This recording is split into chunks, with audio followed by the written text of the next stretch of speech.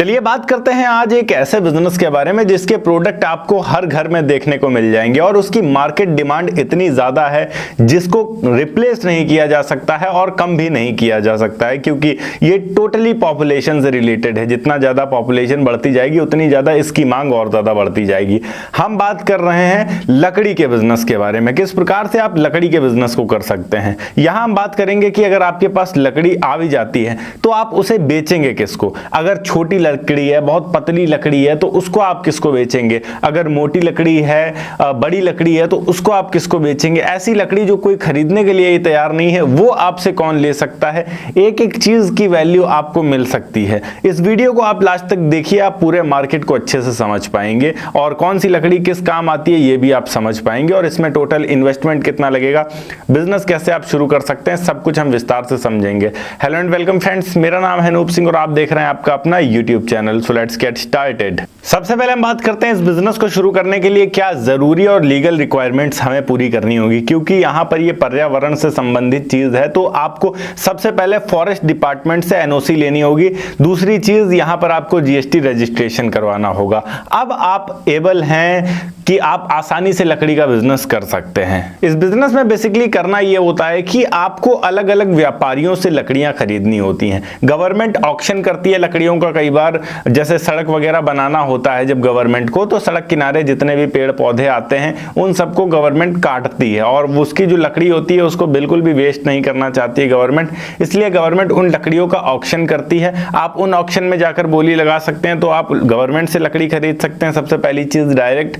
दूसरी चीज कई सारे प्राइवेट सप्लायर्स आपको मिल जाएंगे, आप उनसे लकड़ियां खरीद सकते हैं। तीसरी चीज कई सारे ऐसे किसान होते हैं जो डायरेक्ट अपने खेत से लकड़ियां कटवा देते हैं, आप उनसे लकड़ियां खरीद सकते हैं डायरेक्ट। अब बात करते हैं इस प्रकार के बिजनेस को स्टार्ट करने में हमारा इन्वेस्टमेंट क्या रहता है। तो इन्वेस्टमेंट डिपेंड करता है कि हम किस साइज से बिजनेस शुरू कर रहे हैं, कितने बड़े स्केल पर शुरू कर रहे हैं। छोटे लेवल पर बिजनेस करते हैं 2 से 5 लाख मान के रख लीजिए।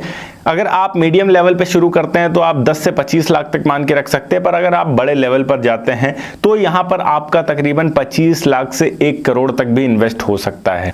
तो अगर आप शुरुआत करना चाहते हैं तो छोटे लेवल से करिए, कोई बहुत बड़ी चीज नहीं है। आप छोटे लेवल से शुरू करके बड़े लेवल तक आसानी से जा सकते हैं। स्पेस की बात करते हैं तो आप, क्योंकि बिजनेस लकड़ी का होगा, यहां पर आपको लकड़ियां स्टोर करके रखनी पड़ेंगी, तो मिनिमम 1000 स्क्वायर फीट एरिया तो आपको चाहिए ही चाहिए होगा जिसमें आप लकड़ियां स्टोर करके रख सकें। आप चाहें तो इसके ऊपर टीन शेड डलवा सकते हैं, अगर नहीं भी डलवाते हैं तो शुरुआती तौर पर ऐसा ही आप लकड़ियां रख सकते हैं वहां।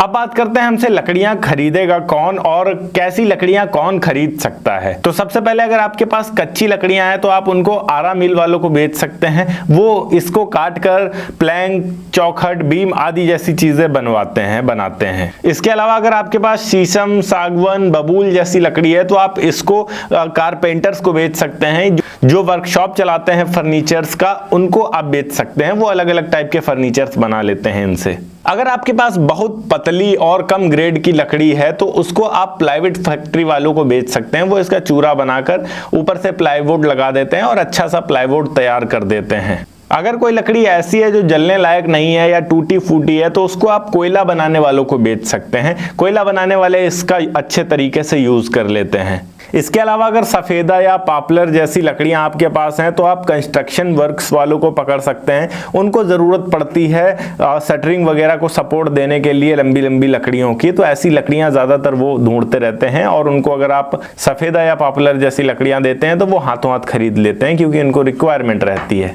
ओके, अब बात करते हैं इसमें प्रॉफिट कितना होता है। तो प्रॉफिट यहाँ 20% से लेकर 40% तक रह सकता है। ओवरऑल डिपेंड करता है कि कैसी लकड़ी है और कितनी डिमांड है मार्केट में। यहाँ अगर हम 40% तक का भी प्रॉफिट मान के चले तो काफी अच्छा खासा प्रॉफिट है। अगर आप 1 लाख रुपए का कारोबार कर लेते हैं 1 महीने के अंदर, मिनिमम 1 लाख रुपए का तो हो ही जाता है। तो 1 लाख रुपए का कारोबार करने पर आपको तकरीबन 40,000 का प्रॉफिट होगा और 1 लाख से ऊपर ही जाता है। 1 लाख तो सिर्फ कहने की बातें हैं। यहाँ पर मिनिमम यहाँ एक व्यक्ति जो है वो 5 लाख का कारोबार जरूर करता है अगर लकड़ी के व्यापार में उतरता है 1 महीने के अंदर। 5 लाख का कारोबार का मतलब है कि आप तकरीबन यहाँ पर 40 पंचे 2 लाख रुपए कमाते हैं महीने का। ओके गाइस, ये थी एक छोटी सी वीडियो की किस तरीके से आप लकड़ी के व्यापार को कर सकते हैं। अगर वीडियो अच्छी लगी हो तो वीडियो को लाइक करके चैनल को सब्सक्राइब जरूर कर दीजिएगा। मैं मिलता हूं आपको नेक्स्ट वीडियो में एक नए टॉपिक के साथ। तब तक के लिए जय हिंद, वंदे मातरम।